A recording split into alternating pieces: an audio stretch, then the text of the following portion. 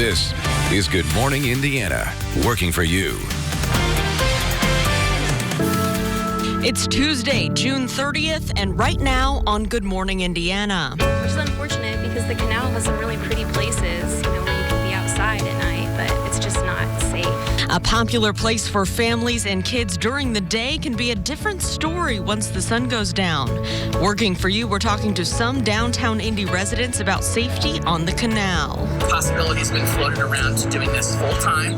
It's been floated that we do it just during the summer. It's been floated that we do it just on the weekends. Areas of Mass Ave have been closed to traffic for just over a month to allow restaurants more space to welcome customers after the coronavirus shutdown. Are you knowledgeable of the organization? Are you passionate about what you're interviewing for? They're going to ask you, why did you apply here? Whether you're searching for a job after years of employment or want to keep your resume and interview skills sharp, we're sharing advice from our Hiring Hoosiers career coaches. And we are nearing the end of June. Thanks for joining our team here on this Tuesday on Good Morning Indiana. Raphael, I don't know what it looks like down by you, but on one of our cameras here, we're starting to see a beautiful sunrise. We are watching a spectacular sunrise now taking form over central Indiana. Mine is not as beautiful as I look outside of my window here because it's still somewhat dark in Franklin, but wow, Todd Clausen, that is quite a sight. And you're keeping an eye on the radar. We've seen some lightning and rain throughout the overnight hours. Yeah, and that's what makes today's forecast so tough, right? You have this beautiful sunrise taking place, and then all of a sudden in another area, there's a thunderstorm. Yesterday, I was getting ready to head out on my bike. I look and I see a dark cloud billowing, and next thing I know, it's raining. So it's really just these hit or miss showers, unfortunately, that are going to be with us throughout the day today. And I really wish I could pinpoint for you the exact locations that they'll happen at exact times, which would be easy if it was a front coming through. But these storms really just flare up in the peak heating of the day across the area. So this was the strongest storm that was still on radar at the 4 and 5 o'clock hour. It's basically starting to weaken. Some pockets of heavier rainfall in Sheridan as well as Tipton right now. And then we have some lighter rain over as the thunderstorm that has collapsed over in the Colfax and Thorntown area. Some light rain down to the south. So we're starting to get a little bit of a break here this morning as the rain chances will continue to diminish. And I think most of the morning will be fairly dry, but then more storms that you see off to the west will start to make their way into the area. Plus, we'll build in the daytime heating. It's another warm and muggy day with highs anywhere from 85 to about 90 degrees today. My best advice is if you are out and about running errands, have the umbrella handy in case one of these storms flare up pretty quickly in your neighborhood. Lauren. All right, Todd, thanks so much. We're keeping a close eye on traffic as they're heading out the door this Tuesday morning. Just monitoring one little incident here off in the shoulder at I-465. This is near State Road 67. Traffic moving eastbound and westbound in the travel lanes is still traveling up to speed. We do have a crash cleanup as well to the northwest at 38th and Moeller Road. We'll continue to keep a close eye on your roads and keep you updated on any delays. But now new this morning, Metro Police are investigating 2 shootings from the overnight hours. The latest round of gunfire happening just before 1 o'clock this morning near East 10th Street and North Grant Avenue. The victim there says he was walking down 10th Street when shots were fired from a passing vehicle. Police on the scene tell us that victim was taken to the hospital in serious condition. Less than an hour earlier, officers were called out to 28th and Sherman for a person shot. The victim in this case says he was standing on his front porch. The victim claims he was shot when he turned to go inside. He was taken to the hospital and is expected to survive. Right now, police are trying to figure out if those shootings are connected. And Raphael, we're learning more about a deadly shooting we first brought you as breaking news here on Good Morning Indiana yesterday. A 14-year-old was killed after he tried to rob someone on the Canal Walk at 2 a.m. Monday. That shooter told police that they fired in self-defense. And this morning, we're focusing on the safety in that area where that shooting happened. Our Kelsey Anderson, she joins us live this morning. And Kelsey, one resident telling you that the canal, she believes, is not so safe once the sun sets. Yeah, that's right, Raphael. We spoke to someone who lives along the canal. She says she spends most of her days on the canal walking her dog and walking with her family. But she says as soon as that sun goes down, she no longer feels safe to be on the canal, especially by herself. That danger proving true Monday morning when a 14-year-old Curtis White was shot and killed. Police say the teen tried to rob someone and that person shot White in self-defense. The alleged shooter, along with witnesses, are giving police information to help them get a better understanding of what happened. And Taylor Goen says incidents like this one make her nervous to be on the trail. When it's dark, we don't stay outside, which is unfortunate because the canal has some really pretty places, where you can be outside at night, but it's just not safe. We did ask Metro Police how many calls they have responded to here on the canal. They have not gotten back to us yet with those numbers. And as of right now, no arrests have been made in Monday morning's incident. Reporting live, Kelsey Anderson, RTV6. The time now is 6:06 here on Good Morning Indiana. Kelsey, thank you so much. 2 women have filed an excessive force lawsuit against 4 unnamed Metro police officers. Their arrest at a protest last month was caught on camera, and then later it went viral. Ivory Westfield and Rachel Harding were arrested on May the 31st for violating the city's curfew. The lawsuit says the officer arresting Westfield forced her arms into an unnatural position, causing her pain. When she pulled away, she was shot with pepper balls and hit with batons. Harding tried to intervene but was pushed down by another officer. We do not have the video, but RTV6 talked to Harding earlier this month, who described to us what happened on that day. She told the officers multiple times that she was sorry. You can hear her in the video. She can't breathe. She's apologetic. She's telling them that she has defecated on herself. She's urinated on herself because of the amount of force that she was met with. So what's next? IMPD Chief Randall Taylor says an internal investigation is now underway. The city's Office of Corporation Counsel says they will not comment on pending litigation. And a reminder, on Thursday, here on RTV6, along with our partners at Radio 1, we will air a virtual town hall called A Conversation on Race Connecting Central Indiana. The panelists will discuss where we are right now, how to move forward on this discussion, and how to deal with interactions with law enforcement. This will all air from 7 until 8 p.m. right here on RTV6 and on all of our digital platforms. Lauren? Raphael, it's 6:08. Let's turn now to the latest on the COVID-19 outbreak here in the Hoosier State. Indiana has now surpassed 45,000 total cases since the pandemic began. The State Department of Health has reported 312 new cases and 5 new deaths as of yesterday. 2,432 Hoosiers have died from the virus in total. More than 1,100 of those deaths have been in nursing homes. 476,000 people have been tested for that virus so far. And as Indiana looks to continue reopening, the final stage, Stage 5, is set to begin on Saturday. That's when retailers, restaurants, bars, clubs, salons, barbershops, and similar businesses can operate at full capacity. Restrictions at gyms and amusement parks will be lifted. Conventions, sporting events, fairs, and festivals may resume. Of course, many of those events have been canceled, and the guidelines and timelines could change. Governor Eric Holcomb is set to issue an update that is set for tomorrow. And we know areas of Mass Ave have been closed to traffic for just over a month now, and city leaders tell us they've received some positive feedback about the pedestrian-friendly setup. So, Lauren, we wanted to know, will the street closure be a permanent thing, or will it go away? Our Alyssa Donovan explains. Alyssa, good morning to you. The closure has been great for some business owners, specifically restaurant owners, who have been able to spread their seating out into the streets. But for others, it's actually added to the struggle that started with the pandemic. Initially, there was quite a bit of an uproar. But city leaders say that's changed. The vast majority of communications that I've gotten has been positive, overwhelmingly positive. In fact, many people say, can we just leave it this way? It was a game changer.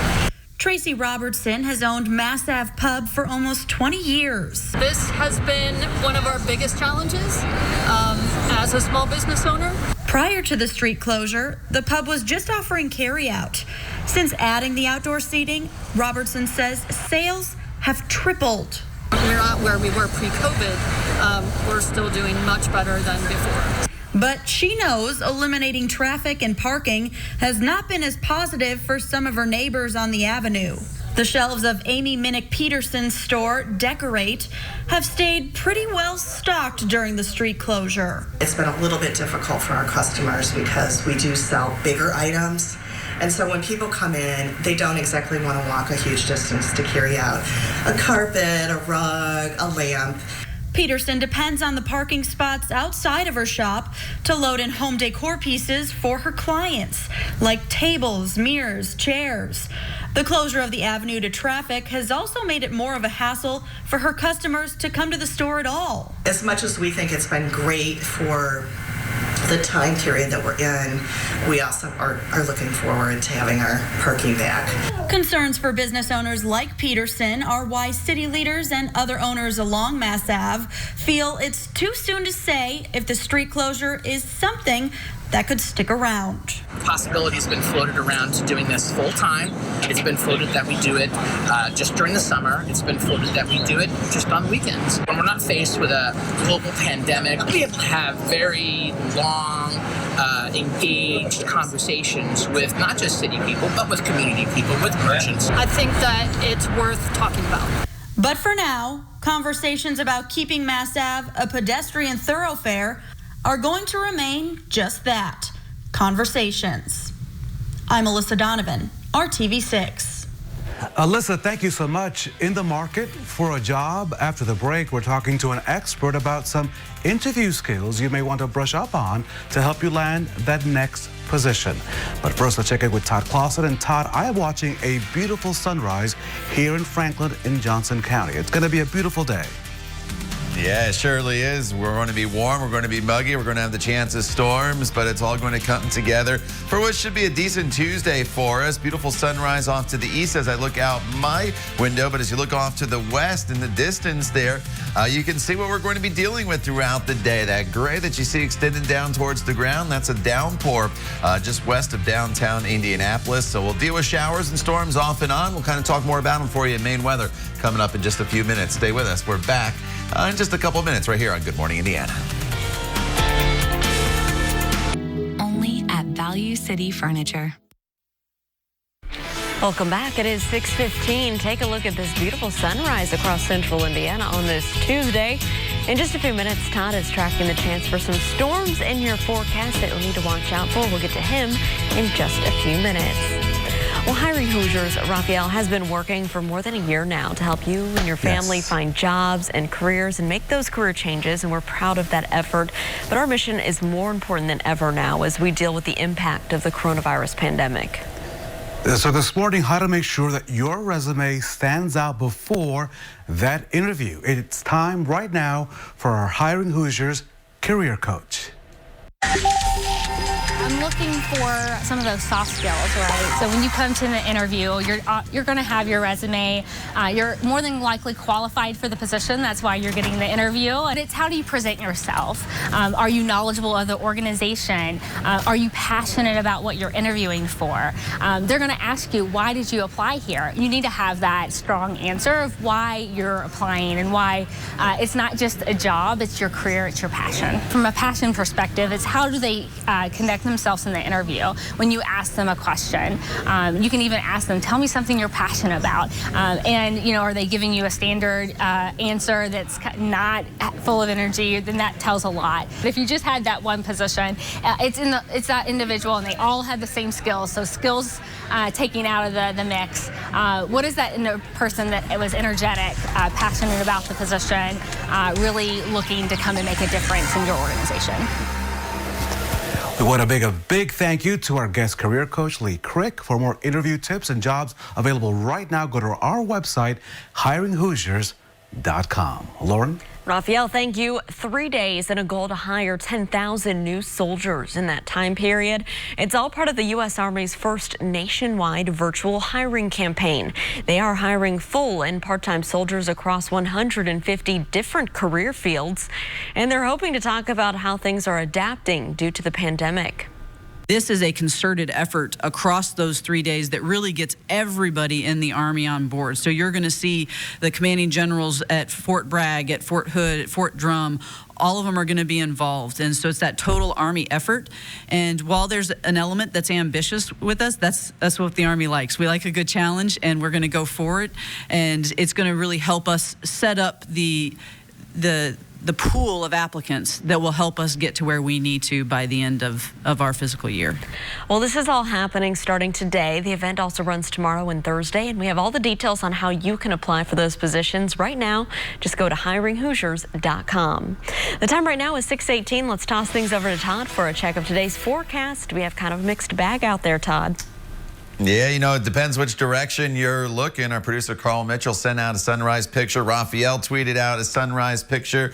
I'm going to give you, unfortunately, the other perspective when you look off to the west, and that is more in the way of dark skies. And you can see what we call a rain shaft off in the distance. That's the gray that's extending from the cloud deck down towards the ground, showing the rain falling. So it really just depends where you are and what kind of weather you're seeing. But we're all trending drier now this morning. We had some pretty good storms overnight in the sense that they were producing some lightning and heavy rainfall. We didn't see any severe weather, which was good news. And a couple storms did produce some hail at the National Weather Service and a little bit up in Hamilton County. Here's a live look at Storm Team 6 radar right now. And I'll zoom in here because these storms flared up over towards the Muncie and Richmond area really within the last couple minutes. Some heavier downpours just north of Richmond. And then here as we come north of Muncie up into the Hartford City area, we have a pretty good downpour with a lightning strike there just to the east of Eaton and south of, just to the east of, it looks like State Road 3 there as it makes its way into the Hartford City area. We'll come back closer to downtown Indianapolis. This storm was a pretty good one. It put down over 3 inches of rain at the Weather Service in Indianapolis, and then it slowly moved north through Marion County into Hamilton County. Now just some lighter rain in Cicero as well as Westfield over towards Sheridan. Some light showers now only in the Clarks Hill, Thorntown area, and then some light showers down to the south. But look at all this rainfall in southern Illinois. Not all this is going to make it into central Indiana, but definitely here in some southern locations, some of this rain will make its way into your area this morning. So you just have to have the umbrella handy throughout the day today. That's just kind of the hand that we're dealt in our deck of cards today. It's like yesterday. There's no real steering movement in the atmosphere to push these storms through very quick. So they flare up with a little disturbance or a wind shift or the daytime heating. And we'll see additional storms off and on throughout the day today. Again, no severe weather. That is the good news, but locally heavy downpours could produce some localized flooding.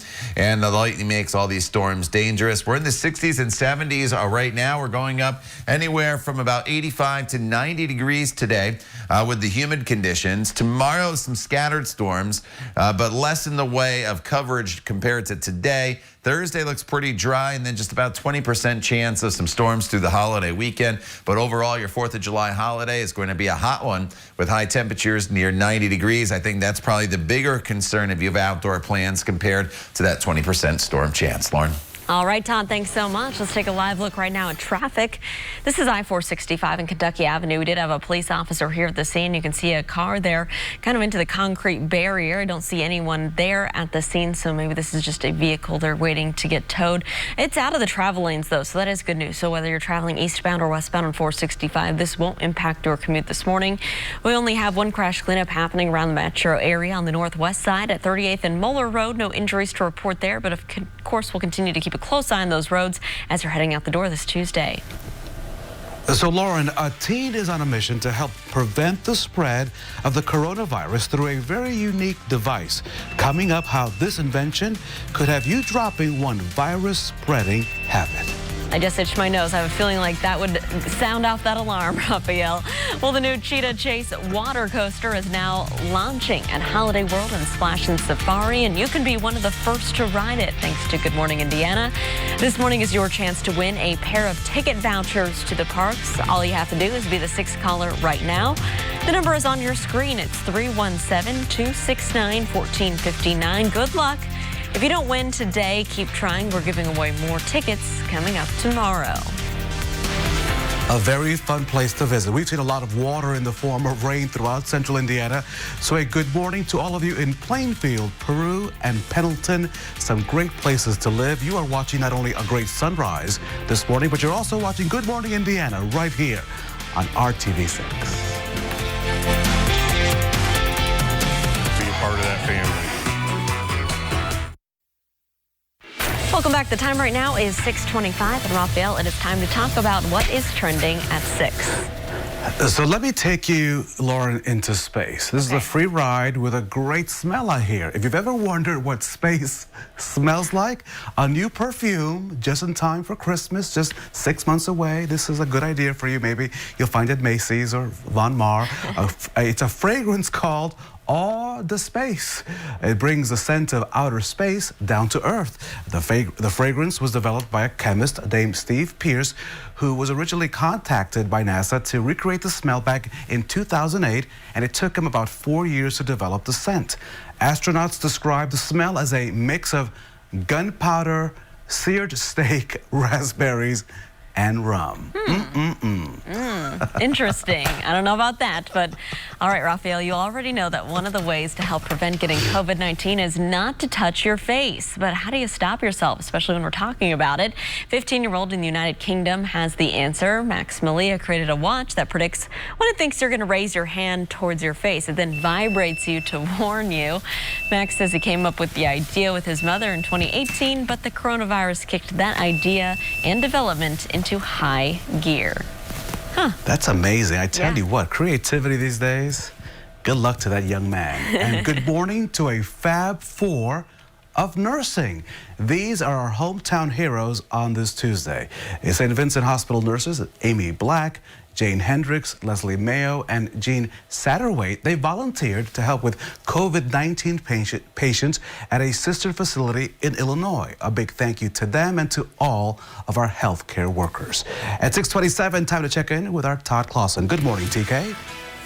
Yeah, good morning, Raphael. It's been a pretty stormy morning in spots across central Indiana, and some of you still seeing some rainfall, although a lot of the real heavier storms have since diminished into more in the way of a lighter rainfall. The one exception, though, is this storm up just north of Muncie into the Hartford City area. This is a satellite radar loop of 2 hours, and you notice in the last half hour how quickly that storm flared up, and that's just going to be the case here off and on throughout the course of the day today, as we will be dealing with isolated storms at times.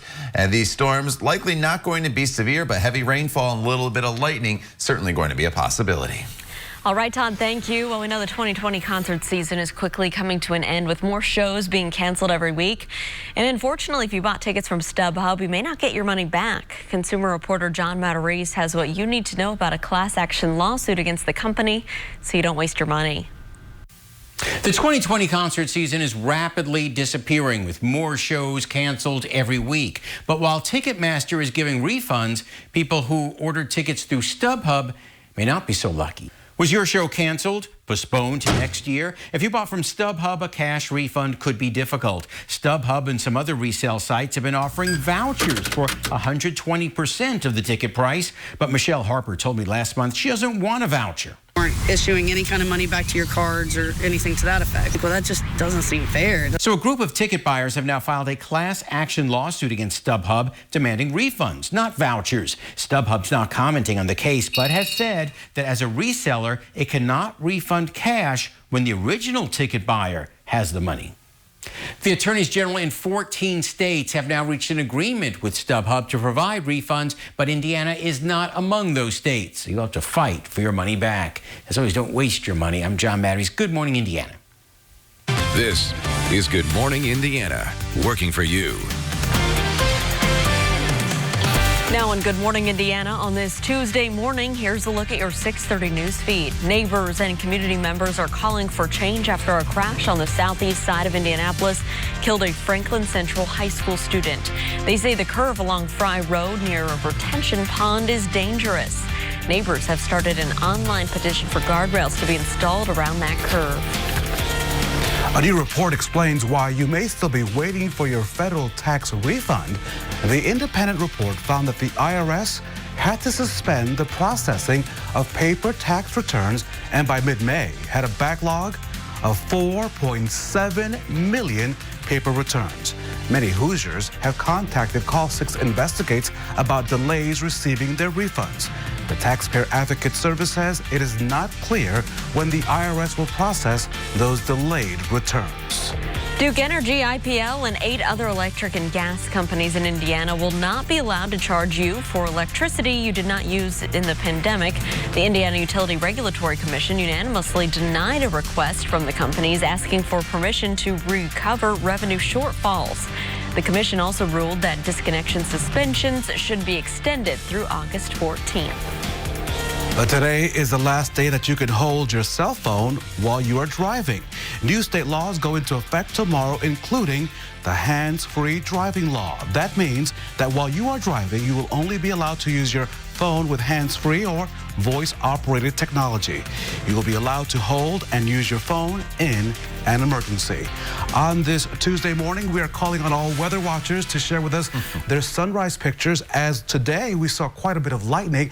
As you can see in the box right next to me, Todd Clausen and Lauren Casey, good morning to the rest of the team. We got quite a show of light from Mother Nature this morning. Yeah, that is video from the overnight hours. And Todd, you said that the storms moving through downtown woke you up this morning. What can we expect on the radar right now? Yeah. And that's the storm with the lightning that did wake me up. It's also the same storm that dropped over 3 inches of rainfall in just over an hour at the National Weather Service earlier this morning and produced some pea-sized hail. That storm then went north through Marion County up into Hamilton County. It's kind of fizzled away now across the area, just to some light rain up there in portions of Westfield as well as Cicero. While that storm has weakened, we've seen isolated storms here in northeastern portions of central Indiana really flare up over towards Muncie and Hartford City. And I'm going to take this and I am going to show you what's happened in the last hour. And this is how quickly they flared up. So within the last 60 minutes, these storms just kind of blossomed there in the Fountain City, the Richmond area. This is the cell I was talking about that produced a heavy rainfall in Marion County, woke me up, had some pea-sized hail with all the lightning. That is now weakened into just some general rainfall there from Sheridan back over into the Kirkland area. But there's more rain off to our west. This is still just a very unsettled weather pattern, so we'll continue to have storm chances in the forecast throughout the course of the day. There's a lot of dry hours mixed in with heat and humidity, and we're not expecting any severe weather. But my best advice is, if you are going to be out and about, I would have some sort of rain gear handy, as these storms could flare up very, very quickly. Lauren. Todd, thank you. Let's take a look right now at traffic as you're heading out on the roads this morning. This is a live look at I-465 near the White River on the north side, where traffic is picking up both eastbound and westbound. No delays to slow down your commute. The only crash I'm monitoring around the metro area right now is on the northwest side at 38th Street and Moeller Road. No injuries to report. Raphael. New this morning, Metro Police investigating 2 overnight shootings. The latest round of gunfire happening just before 1 this morning, this near 10th and North Grant Avenue. The victim says he was walking down 10th Street when shots were fired from a passing vehicle. Police on the scene tell us the victim was taken to the hospital in serious condition. Well, less than an hour earlier, officers were called out to 28th and Sherman for a person shot. The victim in that case says that he was standing on his front porch, and he says he was shot when he turned around to go inside. He was taken to the hospital and is expected to survive. Police are still trailing to figure out if those 2 shootings are connected. And here at 6:33, we're learning more about a deadly shooting that we first brought you as breaking news right here on Good Morning Indiana yesterday. A 14-year-old was killed after he tried to rob someone on the Canal Walk at 2 a.m. Monday. The shooter told police that he fired in self-defense. Our Kelsey Anderson, she joins us live this morning. And Kelsey, one resident telling you that the canal she believes isn't so safe once the sun sets. Yeah, that's right, Raphael. We spoke to Taylor Goen, and she says she spends most of her days out here walking her dog or walking with her family along the canal. But she says as soon as that sun sets, she stays inside. That danger proving to be true late in the early morning hours yesterday when 14-year-old Curtis White was shot and killed. Police say the teen tried to rob someone, and that person shot White in self-defense. The alleged shooter, along with witnesses, are giving police information to help them get a better understanding of what happened. night. Taylor Goen lives near the canal and tells us that this isn't the first time she's seen something like this. She says nighttime crowds in the area are fairly common, and some are just having innocent fun, but others aren't. From what it sounds like, there's sometimes like groups of like 20 or more just walking by. We've lived here for like maybe 4 months. Yeah. Are you regretting the decision to move out here? We don't regret it. We just wish it was safer.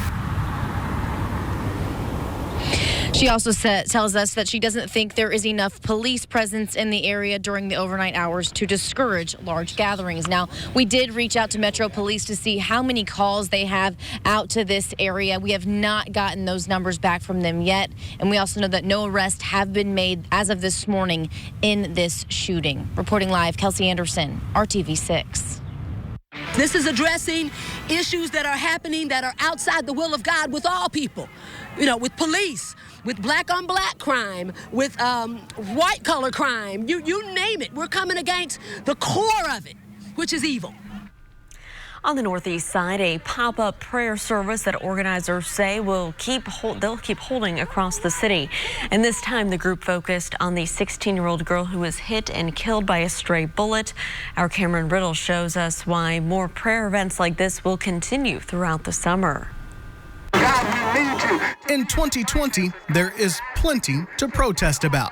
And according to Barbara Golder, even more to pray about. You can protest till you're blue in the face, but if you don't change the heart of a person, then nothing is going to really change. That is the energy fueling this drive-by prayer on the corner of East 38th Street and Arlington Avenue on the city's east side. A part of the city Golder says needs serious help.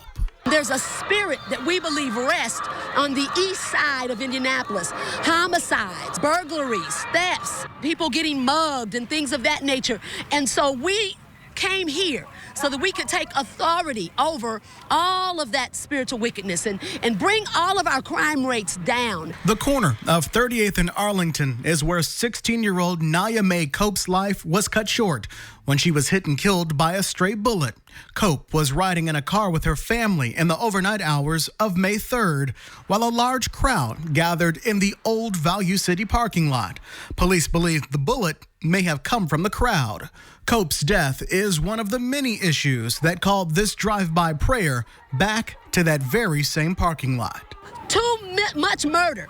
Too many things are going on this side of town. And so the church has to rise up and start going out beyond the four walls of our churches and do what we say is going to bring deliverance, and that's prayer. Golder says the praying will continue each week in parts of the city where brighter days are needed. A lot of people won't walk into a church, but if we can catch you as you're going into a store or driving down the street, and if a seed is sown that will change your life forever, then it's worth every effort that we put forth. In Indianapolis, Cameron Riddle, RTV6. Cameron, thank you. Next Monday, the group plans to pray at the corner of 71st and Michigan on Indy's northwest side. That's near the corner where Drejon Reed was shot and killed by an IMPD officer almost 2 months ago in what police say was an exchange of gunfire. The time now is 6:38. The U.S. Supreme Court now says that 4 federal executions set to take place in Terre Haute can now go forward. On Monday, the Supreme Court rejected the appeals from the inmates who are convicted of killing children. The executions are scheduled for July and August and are the first on the federal level since 2003. The inmates are asking a federal judge for a new delay over other legal issues that have not been resolved. The first execution is now scheduled for July the 13th.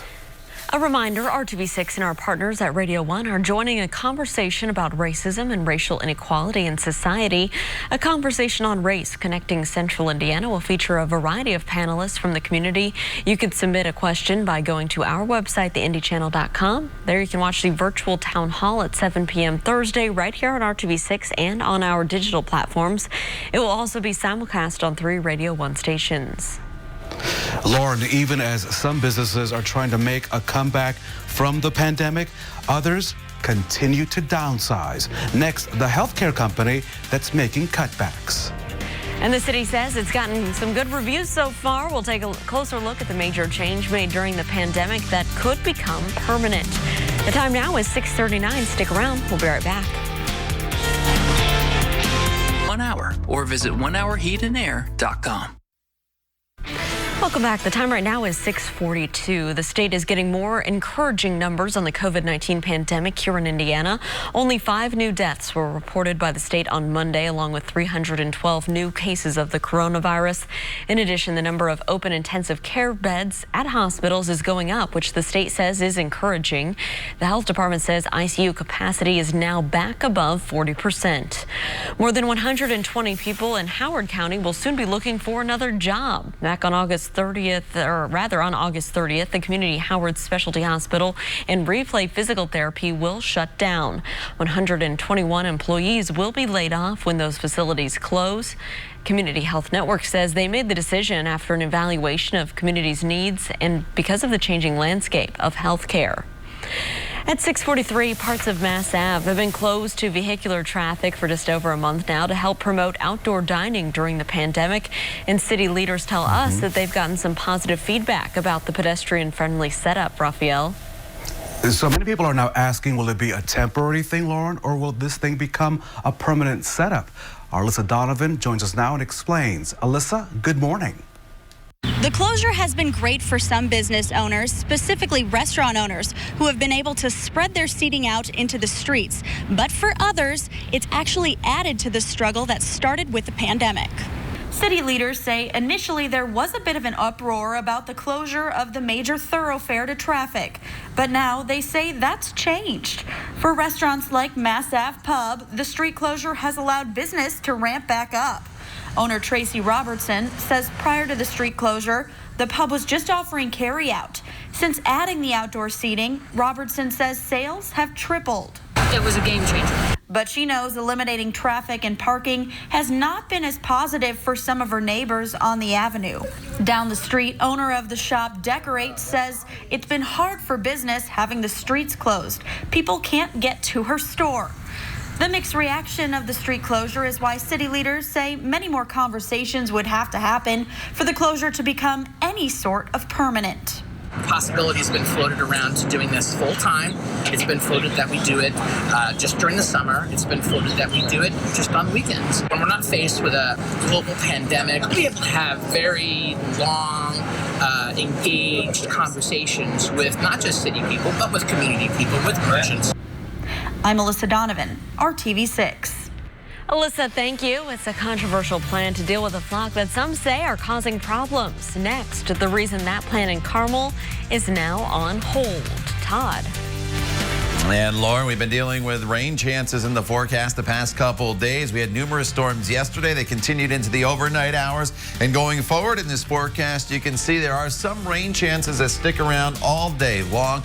The current radar just shows a few spotty storms out there. We'll talk about what's happening right now. Look ahead not only to the rest of today, but all the way into your 4th of July weekend coming up when Good Morning Indiana continues. The time now is 6:45. Stay with us. We're back in just a couple minutes. Apply online today.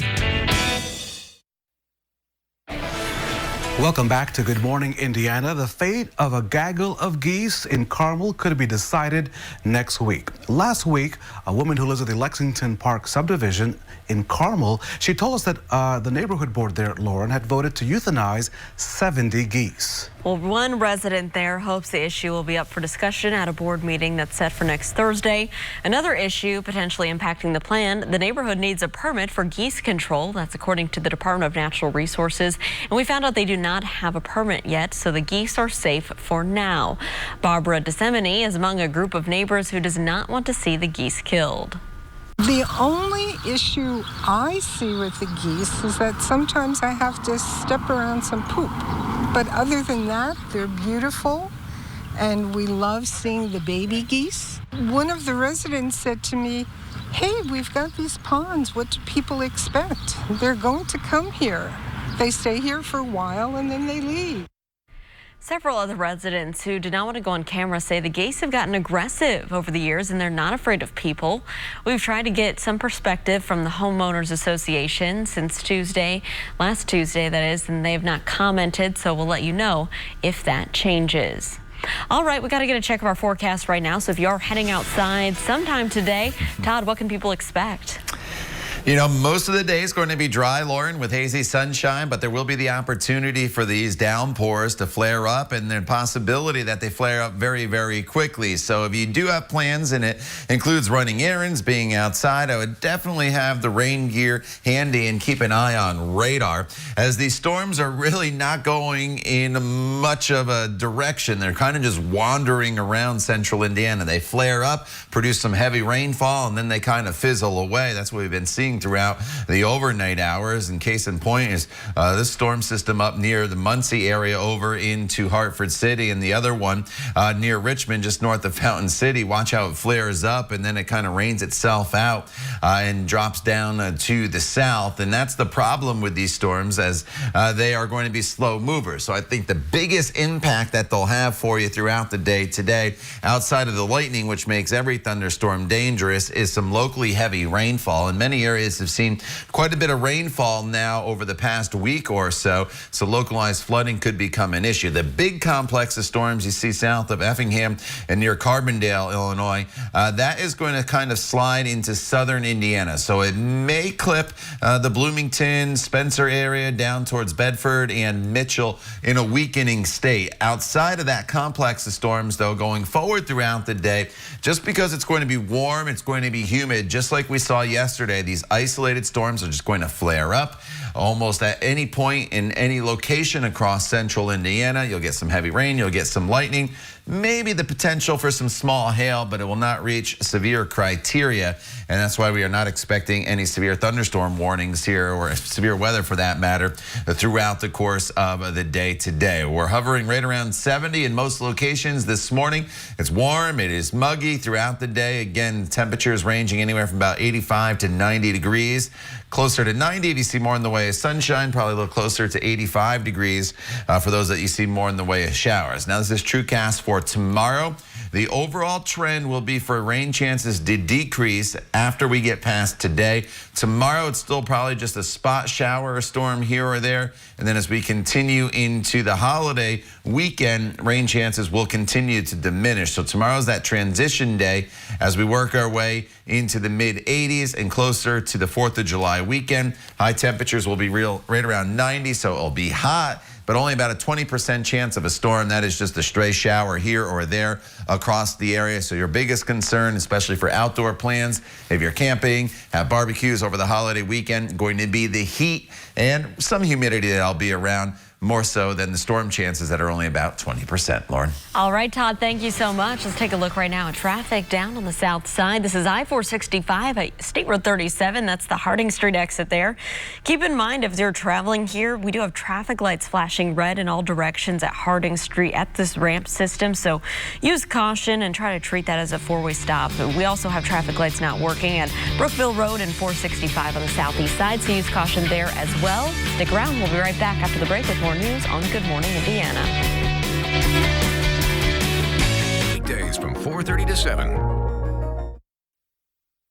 All right, Raphael, so you probably remember, think way back, watching your child take their first bite of something delicious. Maybe it was ice cream or pizza. You remember the look on their face when they realized that they loved it. So humans are not the only creatures to have that experience. Let me take you down under. Check out this video from the Australian Reptile Park. The wildlife is slowly coming back from last year's devastating brush fires. Making a comeback is this little koala named Joey Ash, and she really wants a bite of her mom's eucalyptus leaf. Really. Only mom doesn't want to share, so Ash eventually figures out where to find a piece for herself. And check out that adorable face as well. Joey was born at the Wildlife Park near Sydney just last month, making her the first born at the park since the fires. Adorable. Yes. Adorable. Did you just say Good leaf there. It's not cheesecake, Lauren. It's a eucalyptus leaf. Yeah. That's pretty cute, though. All right, Todd, what can we expect in kind of a busy forecast today? Yeah, I like how slow they just munch on that leaf there. My dad always told me, Todd, you eat too fast. So maybe I should take some advice from the koalas that are there. All right, outside right now.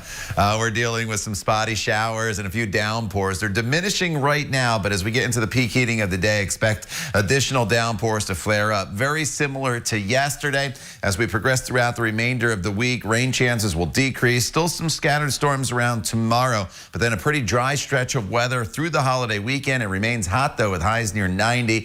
And those 20% chance of storms you see Friday through Sunday, that is just a stray shower or storm here or there. Do not change your holiday plans because of the storm threat. Lauren. Todd, thanks. Take a look at this beautiful look of the sunrise. We're back here in 25 minutes and all throughout Good Morning America with news, weather, and traffic. Have a good Tuesday.